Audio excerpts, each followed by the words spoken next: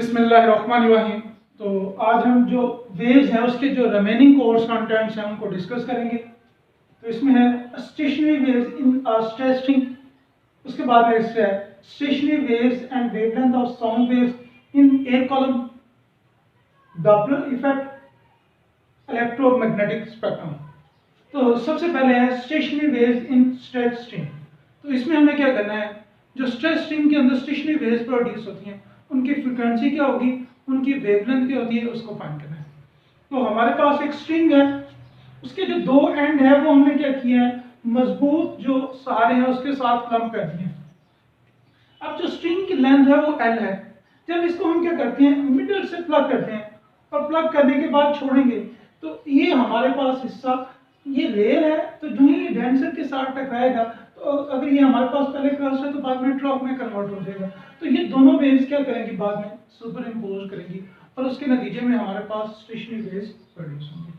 अब ये fix point और ये फिक्स पॉइंट ये दोनों नोड के तौर पे बिहेव कर रहे हैं, यानी ये फिक्स पॉइंट से एनर्जी ट्रांसफर नहीं होगी, तो इनको हम नोड कहते हैं। और वो पॉइंट जिनका एम्पलीट्यूड मैक्सिमम है इसको हम नाम देते हैं एंटी नोड। अब एक नोड से लेकर दूसरे नोड तक जो फासला होता है वो हमारे पास होगा लैम्डा बाई 2, यानी distance between two consecutive node is equal to lambda by 2। इसी तरह हमारे पास एक और एमसीक्यू आ सकता है, distance between two consecutive anti node, यानी एक हमारे पास एंटी नोड ये और एक किसी तरह अगर कोई और बना रहा है तो इनके दरमियान भी जो डिस्टेंस होगा वो भी किसके इक्वल होगा, लैम्डा बाई 2। यहाँ से एक और एमसीक्यू बन सकता है, distance between node and anti node is, तो नोड और एंटी नोड के दरमियान जो डिस्टेंस होता है that is equal to lambda by 4। ये भी एमसीक्यू के लिए बहुत इंपॉर्टेंट है। उसके बाद नेक्स्ट है कि ये जो हमने इसको जब प्लग करेंगे तो इसके अंदर जो वेव्स प्रोड्यूस होंगी उनकी जो स्पीड होगी, उनकी जो वेलोसिटी होगी वो डिपेंड करती है कि स्ट्रिंग में टेंशन क्या है और स्ट्रिंग की मास पर यूनिट लेंथ क्या है। अगर इन दो फैक्टर्स को हम फिक्स रखते हैं तो जो वेव्स हैं उनकी स्पीड क्या रहेगी, फिक्स रहेगी। नेक्स्ट है कि जो ही हमने इसको सेंटर से प्लग किया तो ये भी नोड प्रोड्यूस हुआ और ये भी नोड। अगर इसको हम इन टर्म्स ऑफ वेवलेंथ लिखते हैं तो यहाँ पे जो एल होगा ये किसके इक्वल आ जाएगा, एक लूप आ रहा है तो इसको हम कह देंगे लैम्डा 1/2। यहाँ से जब हम वेवलेंथ फाइंड करते हैं एक लूप की, इसको हम फंडामेंटल लूप भी कहते हैं, तो लैम्डा 1 किसके इक्वल आ जाएगा, that is equal to 2L। Next हमने क्या करना है, जो फंडामेंटल लूप है इसकी फ्रीक्वेंसी फाइंड करनी है, तो हम रिलेशन यूज करेंगे v is equal to F lambda. तो फर्स्ट लूप है तो f1 v1 आ जाएगा, तो यहाँ से फ्रीक्वेंसी आ जाएगी f1 is equal to v over lambda 1। तो लैम्डा 1 अभी हमने फाइंड किया था, तो लैम्डा 1 की जगह पे क्या आ जाएगा 2L। तो फंडामेंटल लूप जो है उसकी फ्रीक्वेंसी होगी f1 is equal to v over 2L। Next अगर हम v की वैल्यू इसमें पुट करते हैं तो हमारे पास जो एक्सप्रेशन है ये v की वैल्यू है। तो अगर v की हम वैल्यू रखते हैं तो ये हमारे पास आ जाएगा 1/2L square root f over m। Next है कि अगर हम क्या करते हैं, पहले हमने इसको मिडल से प्लग किया था तो एक लूप प्रोड्यूस हो रहा था। अब अगर इसी स्ट्रिंग को हम प्लग करते हैं L/4 से तो उस कंडीशन में क्या होगा, जिस पॉइंट से हमने प्लग करना है वहां पे एंटी नोड प्रोड्यूस होगा, तो ये जो वायर है इससे 2 लूप्स प्रोड्यूस होंगे। अब यहाँ पे अगर हम देखते हैं तो लेंथ इसकी सेम है, ये नोड है ये भी क्या है नोड, तो नोड टू नोड डिस्टेंस किसके इक्वल होगा, lambda by 2। Again node to node distance किसके इक्वल आ जाएगा, लैम्डा बाई 2। इन दोनों को जब हम ऐड करेंगे तो ये हमारे पास आ जाएगा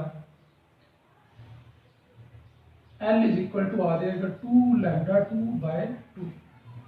अब यहाँ से अगर हम लैम्डा 2 फाइंड करते हैं ये, तो ये 2 इस तरह जाकर मल्टीप्लाई हो जाएगा, डिवाइड हो जाएगा, तो लैम्डा 2 आ जाएगा 2L ओवर 2। इसको हम सिंप्लीफाई भी कर सकते थे L, लेकिन क्योंकि हमें जनरल रिलेशन रखना था इस वजह से इसकी हमने सिंप्लीफाई फॉर्म में नहीं लिखा।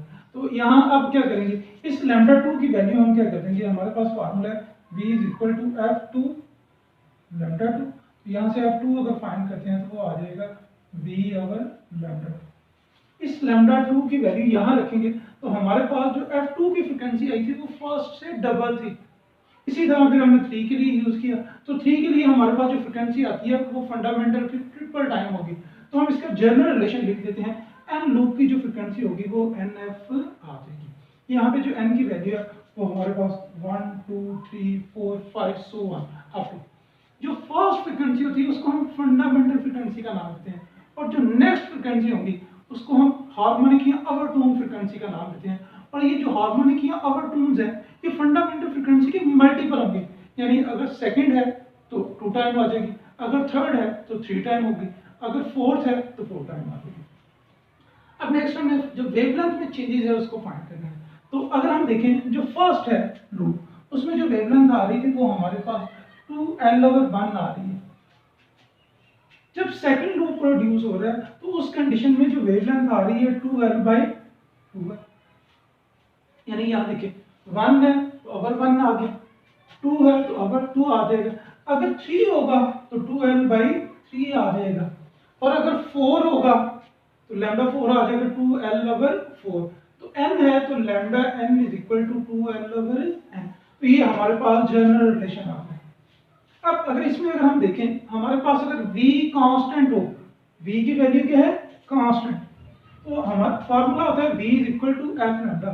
तो जब v कांस्टेंट होगा जो फ्रीक्वेंसी है ये इनवर्सली प्रोपोर्शन होगी वेवलेंथ के। तो ये यहाँ पे हम देख भी सकते हैं कि पहले हमारे पास वेवलेंथ क्या है 2L और फ्रीक्वेंसी क्या है f1।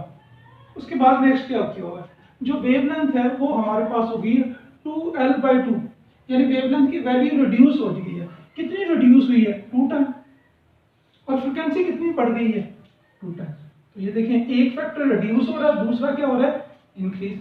उसके बाद नेक्स्ट देखें तो हमारे पास जो 3 है इसकी फ्रीक्वेंसी वेवलेंथ जो है वो कितनी रिड्यूस हो रही है 3, और फ्रीक्वेंसी कितनी बढ़ रही है 3 टाइम। तो ये क्या है इनके दरमियान रिलेशन आ रही है, इनवर्स आ रही है।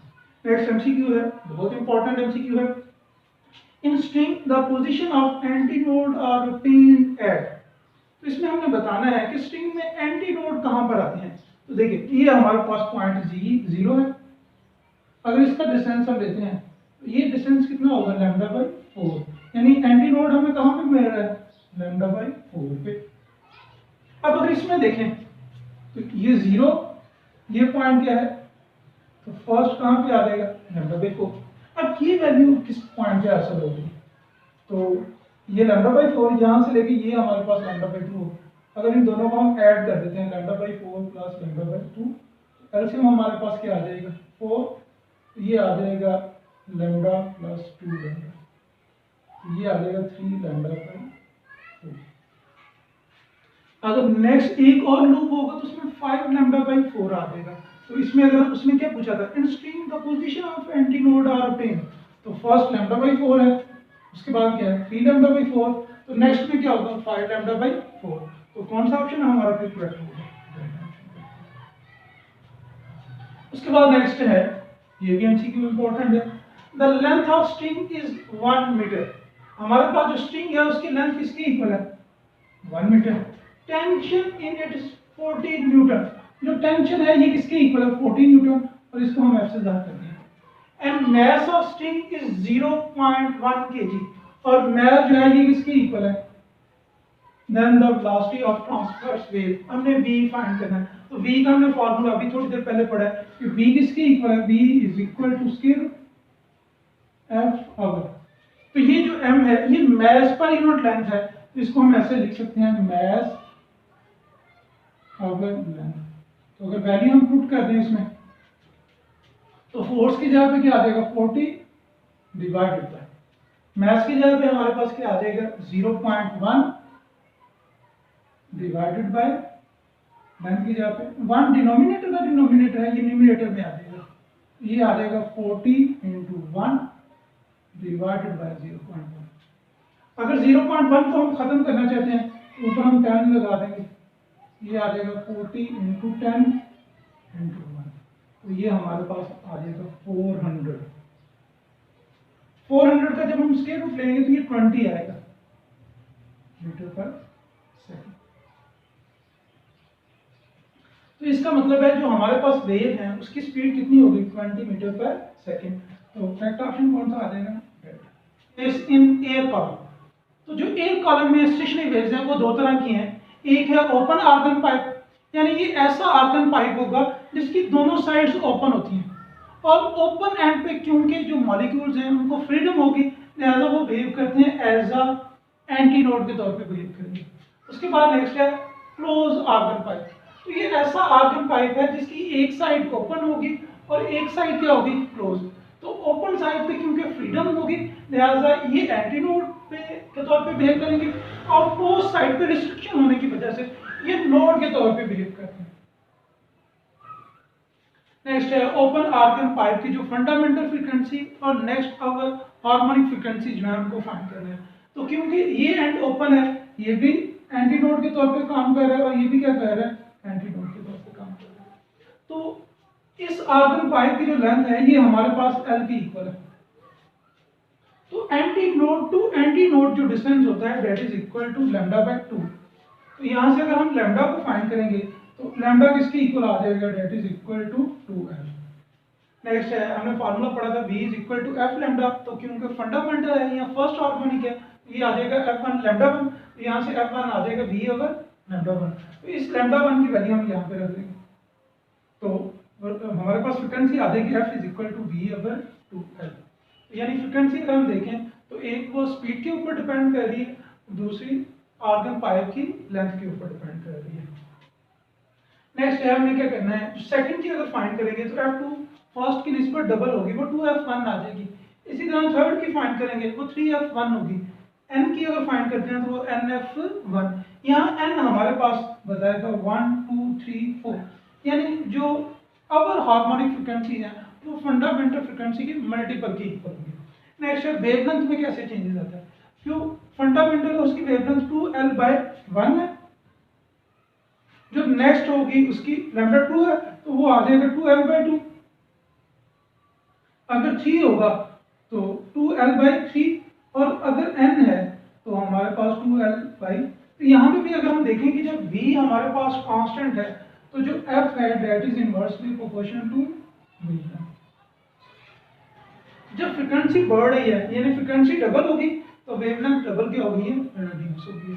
उसके बाद फ्रीक्वेंसी 3 टाइम होगी और वेवलेंथ 3 टाइम क्या होगी, रिड्यूस होगी, लेकिन इनका प्रोडक्ट क्या रहेगा, कांस्टेंट। ये हमारे पास बिल्कुल उसी तरह का जैसे स्ट्रेच स्ट्रिंग है। उसके बाद नेक्स्ट है, बहुत इंपॉर्टेंट एमसीक्यू है, the wave produce in a resonance tube is.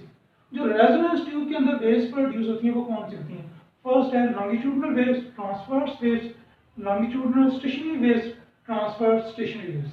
तो देखा गया है कि मोस्टली स्टूडेंट क्या करते हैं, इस ऑप्शन को करेक्ट कर देते हैं। क्यों, वो वेवफॉर्म को देख लेते हैं कि लाइक अ ट्रांसवर्स वेव्स।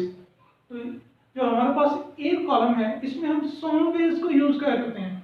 तो साउंड वेव्स कौन सी वेव्स हैं, लॉन्गिट्यूडनल वेव्स हैं या कंप्रेशनल वेव्स हैं। तो हम क्या करते हैं, जो लॉन्गिट्यूडनल या कंप्रेशनल वेव्स हैं उसकी वजह से हम स्टेशनरी वेव्स प्रोड्यूस कर रहे हैं, तो जिसकी वजह से हमारा जो फिफ्थ ऑप्शन होगा वो लॉन्गिट्यूडनल स्टेशनरी वेव्स आ जाएगा। ये तो पॉइंट एंटी नोड और नोड को रिप्रेजेंट कर रहे हैं। उसके बाद नेक्स्ट है क्लोज आर्गन पाइप। तो ये ऐसा आर्गन पाइप है जिसकी एक साइड क्लोज है और एक साइड क्या है, ओपन। तो ओपन साइड पे फ्रीडम होने की वजह से एंटी नोड और क्लोज साइड पे रिस्ट्रिक्शन की वजह से क्या प्रोड्यूस हो रहा है, नोड। तो अगर इस पाइप की लेंथ हमारे पास L हो तो एंटी नोड और नोड के दरमियान जो डिस्टेंस होता है दैट इज इक्वल टू λ/4। ये भी एमसीक्यू के लिए इंपॉर्टेंट है, distance between anti node and node is, तो वो क्या होगा, λ/4 आ जाएगा। तो यहाँ से हमने L फाइंड किया, किसके इक्वल आ गया, λ1/4, और λ1 अगर फाइंड करते हैं तो ये किसके इक्वल आ जाएगा, 4L। अगेन हमने वही फार्मूला यूज किया, V is equal to F1 λ1, F1 क्या आ जाएगा, V ओवर λ1। तो इस λ1 की जगह पे वैल्यू रख दी तो F1 आ गया V ओवर 4L। तो ये हमारे पास जो फंडामेंटल फ्रीक्वेंसी है वो आ गई। नेक्स्ट हमने सेकंड के लिए फाइंड किया, तो इसमें हमारे पास क्या है, ये एंटी नोड है, ये भी एंटी नोड है। तो यहाँ से लेके यहाँ तक फासला जो होगा दैट इज इक्वल टू λ/2, और यहाँ से लेके यहाँ तक जो फासला होगा ये λ/4 होगा। अगर इन दोनों को हम ऐड करेंगे, हल करेंगे, तो λ2 हमारे पास किसके इक्वल आ जाएगा, 4L/3। अगेन यही रिलेशन यूज किया, V is equal to F2 λ2, F2 आ जाएगा V ओवर λ2। यहाँ हम λ2 की वैल्यू रख देंगे, तो F2 किसके इक्वल आ गया, 3F1 आ जाएगा। यानी ये देखिए ये F1 के इक्वल है। अब जब F2 जैसे हमने पहले देखा था, जब F2 फाइंड किया तो 2F1 आ गया। तो लेकिन यहाँ पे क्या है, जो सेकंड वाली है वो मिसिंग है, यानी अगर हम कहें कि इवन रीजन जो है इसमें क्या आ रहा है, मिसिंग आ रहा है। F2 किसके इक्वल है, 3। तो यहाँ पे क्या होगा, F1 आ जाएगा हमारे पास, F3 आएगा, F5 आएगा, F7 होगा। यानी अगर इसमें हम दोनों में कंपैरिजन करें तो ये रिचर है, यानी इसमें ज़्यादा फ्रिक्वेंसी है, इसमें 1 2 3 4 5 6 सो ऑन। लेकिन इसमें सिर्फ कौन सी है, ऑड बनी है, इवन वाली फ्रिक्वेंसी इसमें एग्जिस्ट नहीं। उसके बाद देखते हैं कि जो स्पीड है इसके ऊपर डिफरेंट पैरामीटर का क्या इफेक्ट होता है। अगर हम प्रेशर बढ़ा देते हैं तो जो स्पीड है इसके ऊपर कोई इफेक्ट नहीं, चाहे हम प्रेशर कम कर दें या प्रेशर की वैल्यू इंक्रीज कर दें, जो स्पीड ऑफ साउंड है उसके ऊपर कोई फर्क नहीं पड़ेगा। नेक्स्ट है इफेक्ट ऑफ डेंसिटी, यानी अगर हम क्या करते हैं, प्रेशर जो डेंसिटी है उसको चेंज कर देते हैं तब क्या होगा, तो जो स्पीड ऑफ साउंड है वो inversely proportional square root of density. तो जब डेंसिटी को हम 4 टाइम कर देंगे तो हमारे पास जो स्पीड है वो 2 टाइम रिड्यूस हो जाएगी। क्यों, ये inversely proportional square root of density. और जब ये 4 टाइम रिड्यूस होगी तो स्पीड क्या हो जाएगी, 2 टाइम इंक्रीज हो जाएगी। तो इस तरह के भी हम सीख सकते हैं। उसके बाद है इफेक्ट ऑफ टेम्परेचर। तो जो स्पीड ऑफ साउंड है ये directly proportional square root of temperature के, यानी टेम्परेचर बढ़ाने से जो स्पीड ऑफ साउंड है वो भी क्या होगी, बढ़ जाएगी। यहाँ टेम्परेचर जो है वो हम केल्विन में लेंगे। अगर हम 1 सेंटीग्रेड टेम्परेचर बढ़ाते हैं, जो स्पीड में इंक्रीज आएगा वो कितना आएगा, 0.61 मीटर पर सेकेंड। यानी अगर हमारे पास 0 सेंटीग्रेड पे आ रही है 332 मीटर पर सेकेंड, अगर हम 1 सेंटीग्रेड बढ़ा देंगे तो उसमें हम क्या कर देंगे, 332 प्लस 0.61 मीटर पर सेकेंड ऐड कर देंगे। अगर 2 सेंटीग्रेड बढ़ाएंगे तो इसको 2 के साथ मल्टीप्लाई करके ऐड कर देंगे। अगर 3 बढ़ाएंगे तो 3 के साथ मल्टीप्लाई करके ऐड कर देंगे। उसके बाद नेक्स्ट है ह्यूमिडिटी का क्या इफेक्ट होगा, यानी अगर एटमॉस्फेयर में नमी आ जाती है तो उसका इफेक्ट क्या होता है। तो जो ही नमी आएगी तो उसकी वजह से जो डेंसिटी है ये हमारे पास रिड्यूस हो जाएगी, और जब डेंसिटी कम हो जाती है तो स्पीड की वैल्यू क्या हो जाती है, बढ़ जाती है।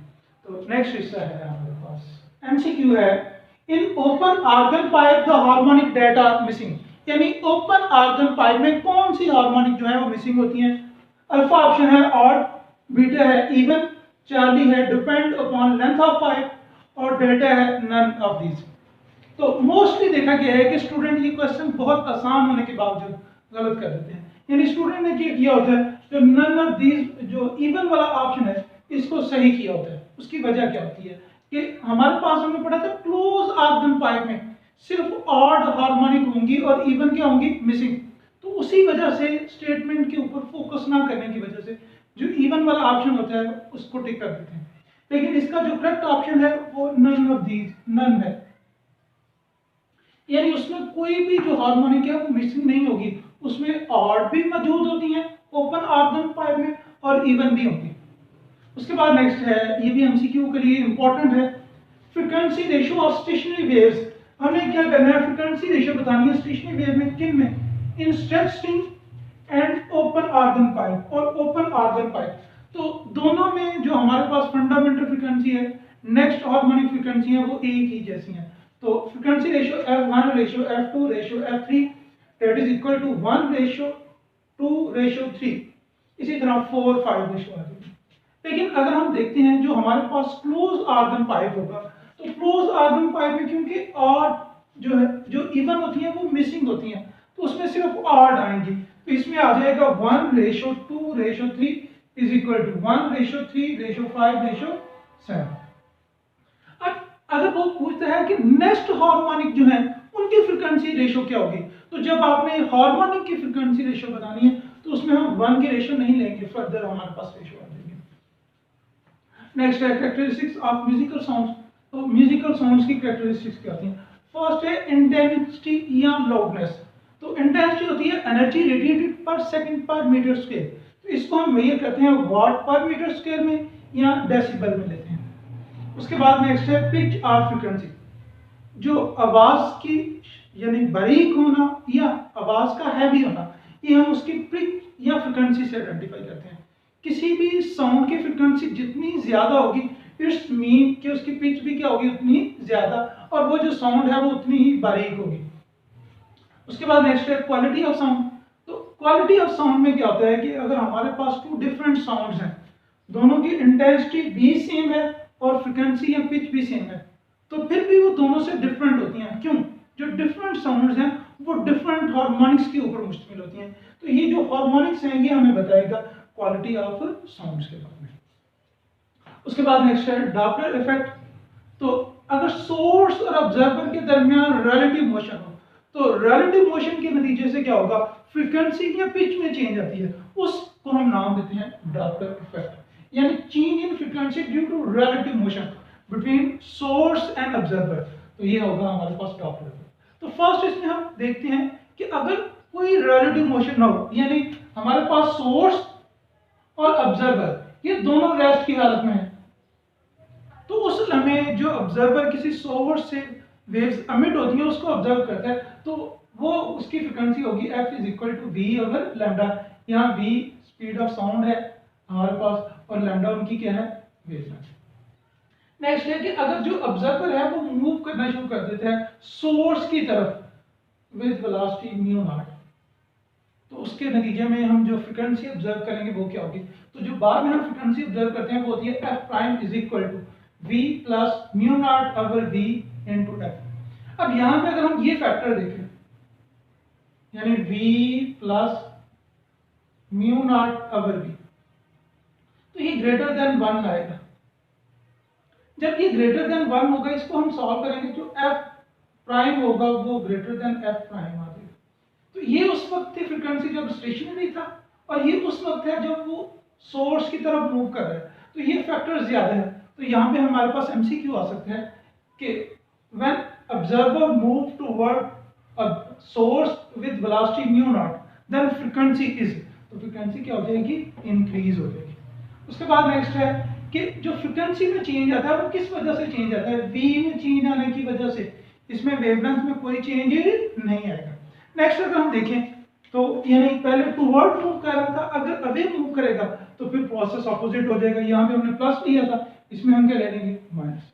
तो ये हमारे पास v minus mu not over v ये लेस देन 1 होगा। जब ये लेस देन 1 आ जाएगा तो f प्राइम जो होगा ये हमारे पास लेस देन f होगा। इट्स मीन कि अगर जो ऑब्जर्वर है वो सोर्स से अवे मूव करेगा तो फिर फ्रीक्वेंसी क्या हो जाएगी, डिक्रीज हो जाएगी। इसके रेलेवेंट भी एमसीक्यू आ सकते हैं। नेक्स्ट है कि अगर आप source when source moving with mu S toward stationary observer, तो पहले हमने देखा है कि उसमें जो ऑब्जर्वर था वो मूव कर रहा था और सोर्स स्टेशनरी था। अब क्या है, जो सोर्स है वो मूव कर रहा है और ऑब्जर्वर कौन सी हालत में है, स्टेशनरी में। तो उस कंडीशन में जो फ्रीक्वेंसी ऑब्जर्व होगी वो आ जाएगी f prime is equal to v over v minus mu S into f। अब यहाँ पे अगर हम ये जो फैक्टर है, ये फैक्टर हमारे पास होगा great v over v minus mu S, अगर हम देते हैं तो ये आ जाएगा ग्रेटर देन 1। जब ये ग्रेटर देन 1 होगा तो उसके नतीजे में हमारे पास ये आ जाएगा f prime is greater than f। तो इससे क्या मुराद है कि अब ये जो फ्रीक्वेंसी ऑब्जर्व होगी वो लार्ज होगी। अब इनमें अगर हम देखें तो ये डिफरेंट वे से भी इस तरह वैल्यू भी दी जा सकती है कि आपको स्पीड ऑफ साउंड बता दी जाए और ऑब्जर्वर जिस स्पीड के साथ मूव कर रहा है उसको बता दी जाए और बता दी जाए कि उसकी इनिशियल जो फ्रीक्वेंसी ऑब्जर्व करता है उसकी वैल्यू बता दी जाती है। तो बाद में आपने फ्रीक्वेंसी की जो वैल्यू है उसको फाइंड करना है। इस तरह से भी एमसीक्यू बन सकते हैं। उसके बाद नेक्स्ट है ये था कि जब हमारे पास सोर्स जो है वो स्टेशनरी ऑब्जर्वर की तरफ मूव करे, अगर उससे अवे मूव कर रहा है तो उस कंडीशन में हमारे पास जो फ्रीक्वेंसी आएगी ये आ जाएगी f prime is equal to v over v plus mu s into f। अब यहाँ पे ये जो फैक्टर होगा यानी v over v plus mu over s, ये हमारे पास लेस देन 1 होगा। क्यों, ये v है, ये v ओवर, यानी फर्ज करेंगे ये वैल्यू 5 है तो ये 5 से बड़ी है, तो 5 को 5 से बड़ी से हम डिवाइड करेंगे तो जो आंसर आएगा वो लेस देन क्या हो जाएगा, 1। तो उसका इफेक्ट क्या होगा कि हमारे पास जो फ्रीक्वेंसी f प्राइम आएगी ये लेस होगी किसकी निस्बत, यानी जब अवे मूव कर रहा है तो उस कंडीशन में जो फ्रीक्वेंसी की वैल्यू है वो क्या होगी, रिड्यूस होगी। अब इसमें हमारे पास जब सोर्स मूव कर रहा है तो उसमें वेवलेंथ में चेंज आ रही है, जो वेवलेंथ में चेंज आती है उसको हम नाम देते हैं डॉपलर शिफ्ट। तो ये जो डॉपलर शिफ्ट है इसका फार्मूला होता है delta lambda is equal to mu S over F. अब अगर आपसे एमसीक्यू में पूछ लिया जाता है find the value of Doppler shift, उसके बाद म्यू एस जो सोर्स है उसकी स्पीड बता दी जाती है और इनिशियल फ्रीक्वेंसी फाइंड बता दी जाती है, तो इसकी मदद से हम डॉपलर शिफ्ट भी फाइंड कर सकते हैं। उसके बाद यूनिट ऑफ लेते हैं, what is the unit of Doppler shift. तो इसका यूनिट आपके पास क्या होगा, जो वेवलेंथ का होगा, यानी it's unit is metre. Next है, इसमें क्या है कि when source and observer moving toward each other, यानी दोनों एक दूसरे की तरफ मूव कर रहे हैं, तो उस कंडीशन में हमारे पास जो एफ प्राइम का फार्मूला होगा वो आ जाएगा v plus mu not over v minus mu S. तो ये फैक्टर अगेन ग्रेटर देन हमारे पास 1 होगा, तो एफ जो वैल्यू है ये लार्ज है। इसी तरह अगर दूसरे से अवे मूव कर रहे होंगे तो फिर रिड्यूस हो जाएगी, तो उस कंडीशन में हमारे पास जो एफ होगा ये ग्रेटर होगा एफ प्राइम से। नेक्स्ट है कि वो कौन सी ऐसी केसेस हैं कि जब सोर्स और ऑब्जर्वर मूव कर रहे हो लेकिन फ्रीक्वेंसी में कोई चेंज ना आ जाए। अगर हमारे पास ये सोर्स है और ये ऑब्जर्वर, ये दोनों एक ही सिग्नल में मूव करते हैं एक ही वेलोसिटी के साथ, इस तरह से कि इनकी रिलेटिव मोशन जीरो हो, तो दोनों में कोई चेंज नहीं आएगा। उसके बाद नेक्स्ट है कि हमारे पास ये सोर्स है, सोर्स सेंटर में है, इससे साउंड वेव्स एमिट हो रही हैं, और जो ऑब्जर्वर है इस तरह सर्कुलर पाथ में मूव कर रहा है, तो तब भी जो फ्रीक्वेंसी ऑब्जर्व करेगा उसमें कोई चेंज नहीं आएगी। उसके बाद नेक्स्ट है डॉपलर इफेक्ट की एप्लीकेशंस क्या हैं।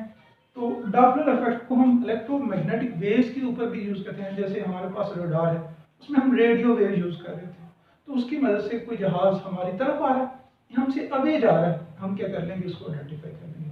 अब ये इफेक्ट कैसे ऑब्जर्व किया जाता है, तो उसमें हम यही चीज़ों को ऑब्जर्व करते हैं। अगर फर्ज करें कोई एरोप्लेन हमारी तरफ आ रहा है, तो उसका इफेक्ट क्या होगा कि हमारे पास जो उसकी वेवलेंथ होगी वो रिड्यूस हो जाएगी और फ्रिक्वेंसी की वैल्यू क्या हो जाएगी, ज़्यादा हो जाएगी, तो इससे हम आइडेंटिफाई कर लेते हैं वो हमारी तरफ आ रहा है। लेकिन अगर वो हमसे अवे मूव कर रहा होगा तो जो वेवलेंथ की वैल्यू होगी वो क्या हो जाएगी, लार्ज हो जाएगी, और जो फ्रिक्वेंसी की वैल्यू है वो क्या हो जाएगी, रिड्यूस हो जाएगी, जिससे हमें पता चल जाएगा कि वो क्या हो जाए हमसे अवे मूव कर रहा है। दूसरा, हम ये फाइंड कर सकते हैं कि हमारे पास कोई एरोप्लेन कितने फासले पर है। सेकंड, उसकी हाइट कितनी है। ये सारे फैक्टर हम किसकी मदद से फाइंड कर सकते हैं, डॉपलर इफेक्ट की मदद से। उसके बाद नेक्स्ट है डॉपलर इफेक्ट को हम यूज करते हैं सोनार में। तो सोनार क्या है, sound navigation and ranging system. इसमें हम जो हमारे पास साउंड वेव्स हैं उसको यूज किया जाता है। अब उसकी मदद से हम क्या करेंगे, जो पानी के अंदर किसी भी आबदोज के बारे में या कोई सबमरीन है एनिमी की, उसके बारे में हम आइडेंटिफाई कर सकते हैं कि वो हमारी तरफ आ रही है या हमसे अवे आ रही है। तो इसमें हम देखते हैं कि उसकी वेवलेंथ में क्या चेंज है, उस वेवलेंथ की चेंज या फ्रिक्वेंसी की चेंज की वजह से हम आइडेंटिफाई कर लेंगे कि वो हमारी तरफ आ रही है या हमसे अवे। इसी तरह जो एस्ट्रोनॉट हैं वो ऑब्जर्व करते हैं स्टार्स या गैलेक्सीज के बारे में, क्योंकि जो स्टार्स हैं ये हमारी तरफ आ रहे हैं, ये हमसे अवे मूव करें, उसके लिए क्या कहते हैं, उससे जो लाइट एमिट होती है उसके स्पेक्ट्रम को ऑब्जर्व किया जाता है। अगर जो स्पेक्ट्रम है वो रेड लाइट की तरफ शिफ्ट हो रहा हो, तो रेड लाइट की तरफ शिफ्ट होने से क्या मुराद है, अगर उसकी वेवलेंथ बढ़ रही है तो इट्स मीन के स्टार जो है वो हमसे अवे मूव कर रहा है, या गैलेक्सी जो है वो हमसे क्या कर रही होगी, अवे मूव कर रही है। लेकिन अगर हमारे पास जो स्पेक्ट्रम है वो ब्लू की तरफ शिफ्ट हो रहा है, इसका मतलब है वो जो स्टार है या गैलेक्सी है वो क्या कर रही है, हमारी तरफ मूव कर रही है। तो इस तरह हम क्या कर सकते हैं, उनकी मोशन को ऑब्जर्व कर सकते हैं। नेक्स्ट ये ऑब्जर्व किया गया कि जितने भी स्टार या गैलेक्सी से जो स्पेक्ट्रम हासिल हुआ वो हमारे पास रेड शिफ्ट आ रहा था, इट्स मीन कि वो जो स्टार या गैलेक्सीज हैं वो क्या कर रहे हैं, हमसे अवे मूव कर रहे हैं। उसके बाद नेक्स्ट है, इसको हम यूज करते हैं, आपने मोटरवे पे देखा है, जो गाड़ी जो ही अवर स्पीड करती है तो उसको जो है वो आइडेंटिफाई कर लिया है, तो वहां पे भी क्या होंगी, जो इलेक्ट्रोमैग्नेटिक वेव्स हैं वो मिक्स होती हैं, ब्रस्ट की फॉर्म में गाड़ी से टकरा के आएंगी, उसकी जो वेवलेंथ या फ्रिक्वेंसी में चेंज होगी उससे हम आइडेंटिफाई कर लेते हैं कि वो किस स्पीड के साथ मूव कर रही है, उसकी जो कम स्पीड थी रिक्वायर्ड से या ज़्यादा थी, तो इस तरह से उसको आइडेंटिफाई कर लिया जाता है। उसके बाद नेक्स्ट आ जाएंगे इलेक्ट्रोमैग्नेटिक स्पेक्ट्रम। तो इसमें अगर हम देखें तो इस तरफ हमने फ्रिक्वेंसी को रिप्रेजेंट किया है, और जो सबसे कम फ्रिक्वेंसी है वो लॉन्ग रेडियो वेव्स की है, और उसके बाद फ्रिक्वेंसी बढ़ती जा रही है, जो सबसे ज़्यादा फ्रिक्वेंसी है वो कौन सी रेज की है, गामा रेज की।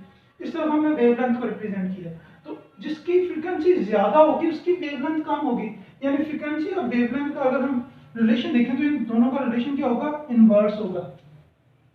तो नेक्स्ट है जो गामा रेज है, इनकी जो वेवलेंथ है वो सबसे स्मॉल है, लेकिन जो ही हम डाउनवर्ड मूव करते जा रहे हैं इनकी वेवलेंथ क्या हो जाएगी।